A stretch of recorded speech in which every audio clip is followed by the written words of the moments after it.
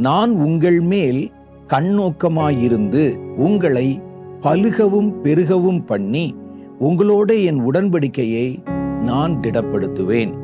போன வருஷத்தின் பழைய தானியத்தை சாப்பிட்டு புதிய தானியத்துக்கு இடம் உண்டாக்கும்படி பழையதை விலக்குவீர்களாக. புது வாழ்க்கை உனக்குள்ள வரணும்னா இந்த பழச அந்த இடத்துல இருக்குதே, அந்த பழச நீக்கி புதியது வருவதற்கு இடம் உண்டாக்குங்கள். இன்னைக்கு நிறைய பேர் நம்ம என்ன செய்யறோம்னா, பழச அப்படியே இருக்கட்டும் பழச வச்சுக்கிட்டு புதுசு வந்துச்சுன்னா அதையும் சேர்த்து உள்ளே ஒன்றாக்கி விடுகிறோம்.